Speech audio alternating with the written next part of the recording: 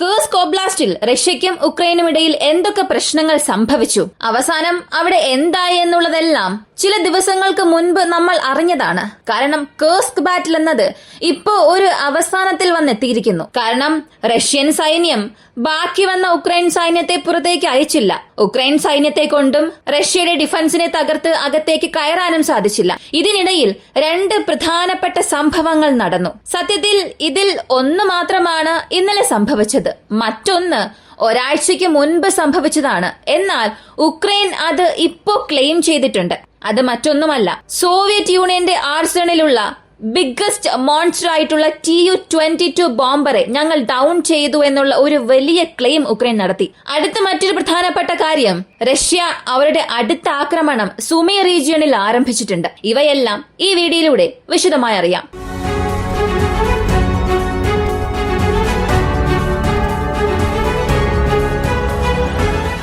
ആദ്യം വന്നിരിക്കുന്ന ചെറിയ ചെറിയ അപ്ഡേറ്റുകൾ കണ്ടവസാനിപ്പിക്കാം. പിന്നീട് ഈ ബോംബ് ഷോട്ട്ഡൌണിനെ കുറിച്ചും ഉക്രൈൻ പറഞ്ഞതിനെ കുറിച്ചുമൊക്കെ നമുക്കറിയാം. സിറോഗ എന്ന പ്രദേശം ഇതുള്ളത് സുമി ഒബ്ലാസ്റ്റ്, അതായത് ടൗണോ സ്വിറ്റ്സയ്ക്ക് പാരലായി ഓപ്പോസിറ്റ് ഉള്ള ഒരു പ്രദേശമാണ്. ഇത് ഉക്രൈൻ റഷ്യ അതിർത്തിയിൽ നിന്നും 4 കിലോമീറ്റർ ഉക്രൈൻ ഉള്ളിലുള്ള പ്രദേശമാണ്. മാത്രമല്ല, ഈ കേഴ്സ്കിന്റെ അപ്ഡേറ്റിൽ നമ്മൾ ഒരു കാര്യം മുൻപ് പറഞ്ഞിരുന്നു. ഉക്രൈന്റെ ഡിഫൻസസിനെ റഷ്യ രണ്ടായി വിഭജിച്ചു. അതിന് സ്വാഭാവികമായും അവിടെ ഉണ്ടായിരുന്ന കാടുകൾ തന്നെ റഷ്യൻ സൈന്യം ഉപയോഗിച്ചു എന്നും. ഈ ഇടതൂർന്ന വനപ്രദേശം എന്നത് ഉക്രൈൻ ഉള്ളിലും പാരലായി പോകുന്ന ഒന്നാണ്. അതേ റൂട്ടിലുള്ള ഈ ഒരു ഗ്രാമത്തെ റഷ്യ ഇപ്പോൾ പിടിച്ചെടുത്തിട്ടുണ്ട്. ഇതൊരു ഗ്രാമം എന്ന് പറയുന്നതിനേക്കാൾ ഒരു ടൗൺ എന്ന് പറയാം, അല്ലെങ്കിൽ ഒരു മിനി ടൗൺ എന്ന് പറയാം. അത്രത്തോളം വലിയൊരു ഗ്രാമമാണ്. 1800-ലധികം ആളുകൾ താമസിക്കുന്ന ഒരു സ്ഥലം. നിലവിലെ സ്ഥിതി അനുസരിച്ച് അവിടെ 600-700 പേർ ഉണ്ടെന്നൊക്കെ പറഞ്ഞാലും റഷ്യ ഉക്രൈൻ യുദ്ധം ആരംഭിക്കുന്നതിന് മുൻപ്, അതായത് 2022 മുൻപ് 1800ഓളം പേർ അവിടെ താമസിച്ചിട്ടുണ്ടായിരുന്നു എന്നുള്ള ചില വിവരങ്ങളും പറയുന്നു. ഇപ്പോ ഈ നഗരം റഷ്യ പിടിച്ചെടുത്തു. ഇന്ന് റഷ്യയുടെ മിനിസ്ട്രി ഓഫ് ഡിഫൻസ് അവരുടെ ഔദ്യോഗിക വാർത്തയിൽ ഇത് പറഞ്ഞതാണ്. ഇപ്പോ ഈ സംഭവിച്ചിരിക്കുന്ന കാര്യങ്ങളൊക്കെ നമ്മൾ അനലൈസ് ചെയ്താൽ കേഴ്സ്ക് പ്രദേശം വിട്ട് റഷ്യ ഇതിനകം തന്നെ പുറത്തേക്ക് വരികയും ഉക്രൈൻ റീജിയനിലേക്ക് അകത്തേക്ക് കടക്കുകയും ചെയ്തിട്ടുണ്ട്. 2 ദിവസത്തിന് മുൻപ് സെലൻസ്കി ഒരു കാര്യം പറഞ്ഞിരുന്നു, ഞങ്ങൾ റഷ്യക്കുള്ളിലെ ഒരു 3 പ്രദേശത്ത് ആക്റ്റീവായിരിക്കാൻ ശ്രമിക്കും. അത് ബെൽഗ്രേഡ് പ്രദേശം മാത്രമല്ല, കേഴ്സ്കിനും അപ്പുറം മറ്റു ചില പ്രദേശങ്ങളിൽ കുറഞ്ഞത് 3 സ്ഥലങ്ങളിലെങ്കിലും ഞങ്ങൾ ഒഫൻസീവ് ഓപ്പറേഷൻസ് തീർച്ചയായും റഷ്യക്കെതിരെ ചെയ്യുമെന്ന ഒരു സ്റ്റേറ്റ്മെന്റ് നൽകിയിരുന്നു. സെലൻസ്കി പ്രസ്താവന നൽകിയ അതേ സമയത്താണ് അവിടെ റഷ്യ പുതുതായി അകത്തേക്ക് പ്രവേശിക്കുകയും ഒരു ഗ്രാമത്തെ തന്നെ പിടിച്ചെടുത്തു. ഒരാഴ്ചയ്ക്ക് മുൻപ് ഈ സ്ഥലത്ത് റഷ്യയുടെ സൈനികർ ഒന്നുപോലും ഇല്ലായിരുന്നു. അതും ആക്റ്റീവായി ബാറ്റിൽ സംഭവിച്ചിരിക്കുന്ന കേഴ്സ്ക് പ്രദേശം വിട്ട് പുറത്തേക്ക് വന്ന് ഓപ്പോസിറ്റ് ഡയറക്ഷനിലേക്ക് ചെന്ന് മറ്റൊരു പ്രദേശത്തെ പിടിച്ചെടുത്തു. അങ്ങനെയാണെങ്കിൽ കേഴ്സ്കിൽ ഉക്രൈൻ സൈനികരുടെ പ്രവർത്തനം 90%-ലധികവും കുറഞ്ഞാൽ മാത്രമേ ഇങ്ങനെ ഒരു കാര്യം റഷ്യയെ കൊണ്ട് ചെയ്യാൻ സാധിക്കുകയുള്ളൂ. മാത്രമല്ല, ഉക്രൈൻ തലസ്ഥാനത്തും കൂടാതെ മെഖലോപോൾ പ്രദേശങ്ങളിലും റഷ്യ ഡ്രോൺ ആക്രമണം നടത്തിയിട്ടുണ്ട്. ഇതിൽ 48 ഡ്രോൺസിലധികം അകത്തേക്ക് വന്നതായും 40-ലധികം ഡ്രോൺസിനെ ഉക്രൈൻ വെടിവെച്ച് വീഴ്ത്തിയതായും ഉക്രൈൻ തന്നെ ഒരു വാർത്ത പുറത്തു പറഞ്ഞു. 16-ലധികം ആളുകൾക്ക് ഈ ഒരു ഡ്രോൺ അറ്റാക്ക് കാരണം പരിക്കേറ്റതായും പറയുന്നു. അപ്പൊ കാര്യങ്ങളെല്ലാം ഇങ്ങനെ ചൂടുപിടിക്കുന്ന അതേ സമയത്ത് അമേരിക്കയ്ക്കും റഷ്യയ്ക്കും ഇടയിൽ ഇസ്താംബുളിൽ വെച്ച് ഒരു ചർച്ച നടന്നു. ഈ ചർച്ചയുടെ ഫലം എന്തായിരിക്കും? ഒരുപക്ഷെ റഷ്യ ഉക്രൈൻ യുദ്ധം സംബന്ധിക്കുന്ന എന്തെങ്കിലും കാര്യം ഇവർ സംസാരിക്കുമോ? അല്ലെങ്കിൽ ഈ യുദ്ധം സംബന്ധിക്കുന്ന പ്രധാനപ്പെട്ട തീരുമാനങ്ങൾ എന്തെങ്കിലും ഇവർ എടുക്കുമോ എന്ന് എല്ലാവരും വളരെ ആകാംക്ഷയോടുകൂടി ഇതിന്റെ ഫലം അറിയാൻ കാത്തിരുന്നു. അപ്പോഴാണ് അമേരിക്കയുടെ പക്കൽ നിന്നും ഒരറിയിപ്പ് വന്നത്.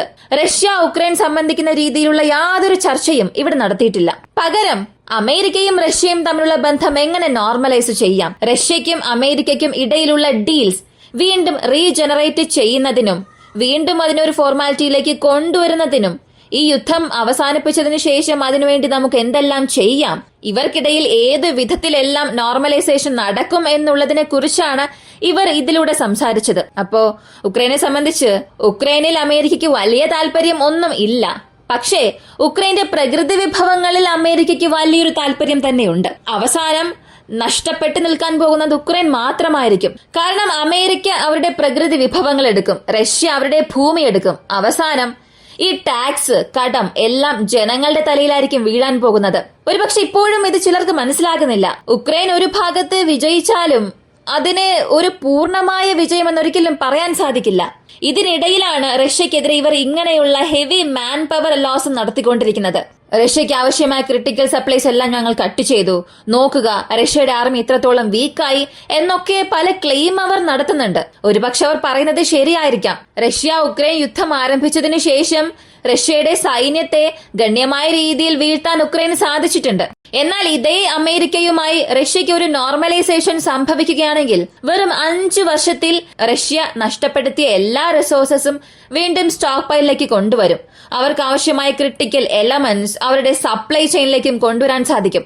അവസാനം കാഴ്ചക്കാരായി നിൽക്കാൻ പോകുന്നത് ഉക്രൈൻ മാത്രമായിരിക്കും. റഷ്യയ്ക്ക് വലിയ നഷ്ടം ഒന്നും ഉണ്ടാവുകയില്ല. അമേരിക്കയ്ക്ക് വലിയ ലാഭമാണുള്ളത്. അടുത്ത് ബ്രിട്ടന്റെ പക്കൽ നിന്നും ഒരു അറിയിപ്പ് വന്നു. ഈ കൊലീഷൻ ഓഫ് വില്ലിങ്ങിനെ കുറിച്ച് ചില ദിവസങ്ങൾക്ക് മുൻപ് നമ്മൾ സംസാരിച്ചു. ആരെല്ലാമാണ് ഉക്രൈനിലേക്ക് സൈനികരെ അയക്കാൻ ആഗ്രഹിക്കുന്നത്, തീർച്ചയായും അത് കൊലീഷൻ വില്ലിംഗ് എന്ന പേരിൽ നമുക്ക് അയക്കാം. ഇത് നാറ്റോ സംബന്ധിക്കുന്നതുമല്ല, യൂറോപ്യൻ യൂണിയൻ സംബന്ധിക്കുന്നതും അല്ല.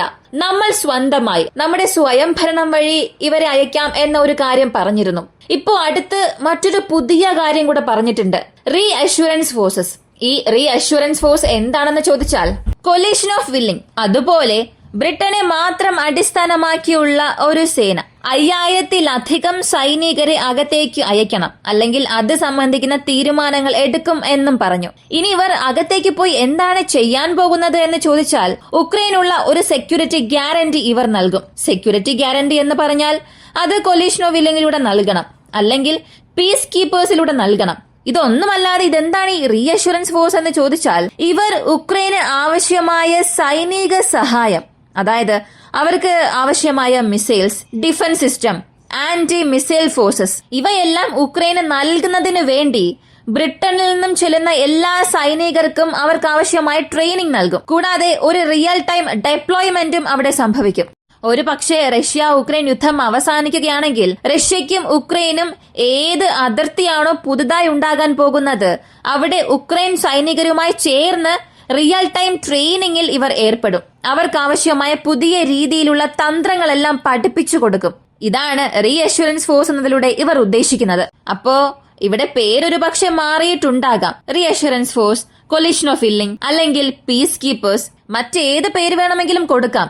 എന്നാൽ ഇങ്ങനെയുള്ള തീരുമാനങ്ങൾ ബ്രിട്ടൻ എടുക്കുന്നത് അവരുടെ ഇൻഫ്ലുവൻസ് ഉക്രൈനുള്ളിൽ അധികമാക്കണം എന്ന ചിന്തയോടുകൂടിയാണ്. പക്ഷെ യഥാർത്ഥത്തിൽ ഇത് ബ്രിട്ടന് തന്നെ ഒരു വലിയ തിരിച്ചടിയായി മാറും. കാരണം അടുത്തിടെ ബ്രിട്ടന്റെ സർക്കാർ ഉദ്യോഗസ്ഥർ, രാഷ്ട്രീയ പ്രവർത്തകരെല്ലാം ഒരു കാര്യം പറഞ്ഞിരുന്നു, ഞങ്ങളുടെ സബ്മറൈൻസ് എല്ലാം ഇപ്പോഴും തയ്യാറാണ്. ഞങ്ങൾ വിചാരിക്കുകയാണെങ്കിൽ 16 മിനിറ്റിൽ റഷ്യയുടെ മോസ്കോയെയും സെന്റ് പീറ്റേഴ്സ്ബർഗിനെയും നശിപ്പിക്കാൻ കഴിയുമെന്ന്. എന്നാൽ ഇവരെക്കാളും വലിയൊരു ന്യൂക്ലിയർ ആർസണൽ റഷ്യയുടെ പക്കലുണ്ട്. കൂടാതെ റഷ്യയുടെ ന്യൂക്ലിയർ സബ്മറൈൻസുമായി കമ്പയർ ചെയ്യുമ്പോൾ ബ്രിട്ടന്റെ ന്യൂക്ലിയർ സബ്മറൈൻസ് 10% പോലും വരില്ല. അമേരിക്ക ഇവിടെ സഹായം ചെയ്തില്ലെങ്കിൽ, അമേരിക്കയുടെ പക്കൽ നിന്നും യാതൊരു സഹായവും സൈനികം സംബന്ധിക്കുന്ന സഹായം പോലും വന്നില്ല എന്നുണ്ടെങ്കിൽ ബ്രിട്ടൻ എന്ന ഈ രാജ്യം അവിടെ ഒരല്പം പോലും സ്റ്റേബിൾ ആയിരിക്കില്ല. അപ്പോ യൂറോപ്പിനെ ഇവർക്ക് രക്ഷിക്കണം. ഉക്രൈനുള്ളിൽ തങ്ങളുടെ ഇൻഫ്ലുവൻസ് അധികമാക്കണം എന്ന് കരുതി ഇദ്ദേഹം ചെയ്യുന്ന കാര്യങ്ങൾ എല്ലാം റിയാലിറ്റിയുമായി യാതൊരു രീതിയിലും യോജിക്കുന്നില്ല. ഇതിനുമപ്പുറം ഇനി അവർ അവരുടെ സൈനികരെ അയച്ചാൽ, അല്ലെങ്കിൽ ഈ റീഅഷ്വറൻസ് ഫോഴ്സിനെ അകത്തേക്ക് അയച്ചാൽ തീർച്ചയായും ഇതിന്റെ എസ്കലേഷൻസും 100% ഉണ്ടാകും. അതിൽ യാതൊരു മാറ്റവും വേണ്ട. അടുത്ത് ഈ ബോംബറിനെ കുറിച്ചുള്ള വാർത്തകൾ അറിയാം. ഇന്ന് ഉക്രൈന്റെ ആർമഡ് ഫോഴ്സസിന്റെ കമാൻഡർ ഇൻ ജനറൽ അലക്സാണ്ടർ സുക്സി ഒരു കാര്യം പറഞ്ഞു. റഷ്യയുടെ 100 മില്യൺ മതിപ്പുള്ള ഒരു ആയുധം Tu-22 ബോംബറിനെയാണ് അദ്ദേഹം ഇവിടെ പറഞ്ഞത്. കാരണം അതിന്റെ കോസ്റ്റ് 100 മില്യണിലും അധികമാണ്. അപ്ഡേറ്റഡ് വേരിയന്റ് നോക്കുകയാണെങ്കിൽ 120 മില്യണിലും അധികമാണ് എന്ന് പറയുന്നു. ഇതെല്ലാം ഓപ്പൺ സോഴ്സ് ഇന്റലിജൻസ് വഴി ലഭിച്ച വിവരങ്ങളാണ്. ഇങ്ങനെയുള്ള ഒരു ബോംബറിനെ ലാൻഡ് ആയ അടുത്ത ചില സെക്കൻഡിൽ തന്നെ ഞങ്ങളുടെ ഡ്രോൺസ് ന്യൂട്രലൈസ് ചെയ്തിട്ടുണ്ട്. റഷ്യ ഉക്രൈന് എതിരെയുള്ള ഒരു ബോംബിംഗ് മിഷൻ അവസാനിപ്പിച്ച് തിരികെ എയർക്രാഫ്റ്റ് ലാൻഡ് ആകുമ്പോൾ ഞങ്ങളുടെ ഡ്രോൺസ് അതിനെ വെടിവെച്ചു വീഴ്ത്തി എന്ന് പറഞ്ഞിട്ടില്ല, ഞങ്ങളുടെ ഡ്രോൺസ് വഴി ഞങ്ങൾ അതിനെ വീഴ്ത്തി എന്ന് പറഞ്ഞു. ആദ്യം ഇദ്ദേഹം പറഞ്ഞിരിക്കുന്ന ഈ കാര്യങ്ങളെല്ലാം പൂർണ്ണമായി ഞാൻ ഇവിടെ പറയാം. അതിനുശേഷം അതിന്റെ സത്യാവസ്ഥ അറിയാം. ഇദ്ദേഹത്തിന്റെ സ്റ്റേറ്റ്മെന്റ് അനുസരിച്ച് നോക്കിയാൽ റഷ്യ ഉക്രൈനെതിരെയുള്ള ഒരു മിസൈൽ ക്യാമ്പയിൻ അവസാനിപ്പിച്ചിട്ട് ഈ ഒരു ബോംബറിനെ താഴെ ഇറക്കാൻ ശ്രമിച്ചു. സത്യത്തിൽ അത് ഗ്രൗണ്ട് ആയിട്ടുണ്ട്. എന്നാൽ ആ സമയത്ത് അവിടെ ഉണ്ടായിരുന്ന ഉക്രൈൻ ഡ്രോൺസ് നേരിട്ട് ആ വിമാനത്തിലേക്ക് പതിച്ച് ഒരു വലിയ തീപിടുത്തം അവിടെ ഉണ്ടായി. അതിനുശേഷം ആ ഒരു വിമാനം പൊട്ടിത്തെറിച്ചതായി അദ്ദേഹത്തിന്റെ ഈ സ്റ്റേറ്റ്മെന്റിൽ പറയുന്നു. എന്നാൽ ഇതിനൊരു സപ്പോർട്ടിംഗ് എവിഡൻസ് നൽകിയോ? കൃത്യമായ ലൊക്കേഷൻ നൽകിയിട്ടുണ്ടോ? എത്ര മെമ്പേഴ്സിന് കാഷ്വാലിറ്റി സംഭവിച്ചു? ഇങ്ങനെയുള്ള ചില വാർത്തകൾ അവർ പുറത്ത് പറഞ്ഞിട്ടേ ഇല്ല. പക്ഷേ ഇതിന്റെ മറുപടി ഇപ്പോൾ നമ്മൾ തിരഞ്ഞാൽ ഒരിക്കലും ലഭിക്കില്ല.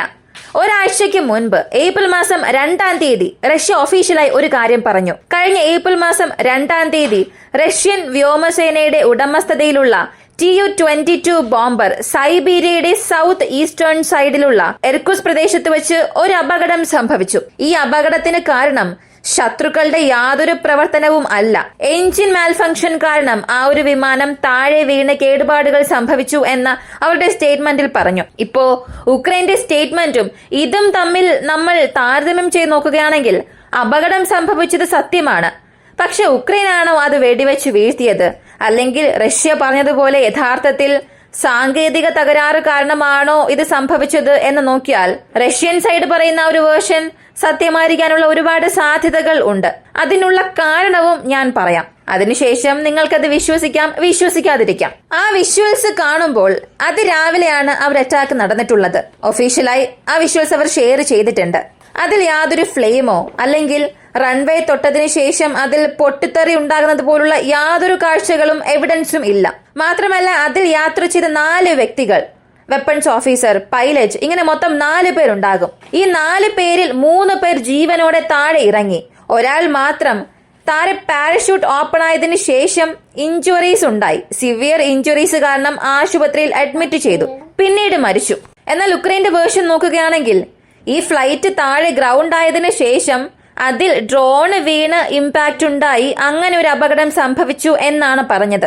ഒരു പക്ഷേ ഉക്രൈൻ കമാൻഡർ പറഞ്ഞതുപോലെ ഈ ഒരു വിമാനം റൺവേ തൊട്ടതിന് ശേഷം ക്രാഷ് സംഭവിച്ചതാണെങ്കിൽ അതിനുള്ളിലെ പൈലറ്റ്സ് രക്ഷപ്പെടാനുള്ള സാധ്യത ഒട്ടും തന്നെ ഇല്ല. അതിന് കാരണം ഇങ്ങനെ താഴെ ഇറങ്ങുമ്പോൾ പല km/h വേഗതയിലായിരിക്കും വരിക.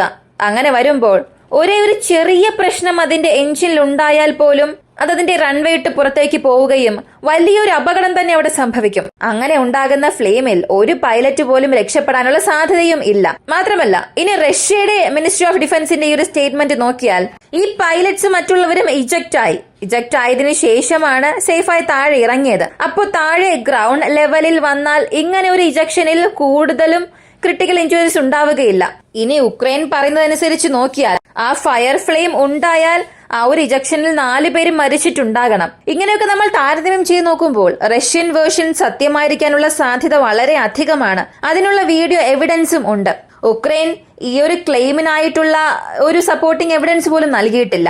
അപ്പോ ഇങ്ങനെയുള്ള യുദ്ധ സാഹചര്യങ്ങളിൽ ശത്രുവിന്റെ ഭാഗത്ത് എന്തെല്ലാമാണോ എവിഡൻസോ തെളിവുകളോ ഒന്നും ഇല്ലാതെ സംഭവിക്കുന്നത് അത് തങ്ങൾക്ക് ഫേവറാക്കി മാറ്റും. ഇതിന് നല്ലൊരു ഉദാഹരണം പറയുകയാണെങ്കിൽ A-50 AWACS കഴിഞ്ഞ വർഷം അതിനൊരു ഷോട്ട് ഡൗൺ സംഭവിച്ചു.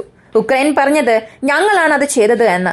എന്നാൽ റഷ്യ പിന്നീട് അതിന്റെ ഒരു റഡാർ സിഗ്നേച്ചർ നൽകി. ഇത് ഫ്രണ്ട്ലി ഫയർ വഴിയാണ് വെടിവെച്ച് വീഴ്ത്തിയത്, ഞങ്ങളുടെ ആന്റി എയർക്രാഫ്റ്റ് മിസൈൽ വഴിയാണ് ഇതിനെ വെടിവെച്ച് വീഴ്ത്തിയത് എന്ന് ഒരു വിശദീകരണം നൽകി. ഒരു പക്ഷേ ഇതുപോലൊരു സംഭവം തന്നെയായിരിക്കാം ഇപ്പോഴും നടന്നിട്ടുള്ളത്. അതിനാണ് സാധ്യത. അപ്പോൾ ഉക്രൈനെ സംബന്ധിച്ച് സുമി റീജിയണിലും റഷ്യ അവർക്ക് ഒരു സമ്മർദ്ദം നൽകാൻ തുടങ്ങിയിട്ടുണ്ട്. ഈ ഒരു വീഡിയോയെ കുറിച്ചുള്ള നിങ്ങളുടെ അഭിപ്രായം കമന്റിൽ പറയുക. ഇങ്ങനെയുള്ള വീഡിയോസിന് താല്പര്യമുള്ളവരാണ് നിങ്ങളെങ്കിൽ ഇപ്പോൾ തന്നെ നമ്മുടെ ചാനൽ സബ്സ്ക്രൈബ് ചെയ്യുക. മറ്റൊരു വീഡിയോയുമായി വീണ്ടും കാണാം.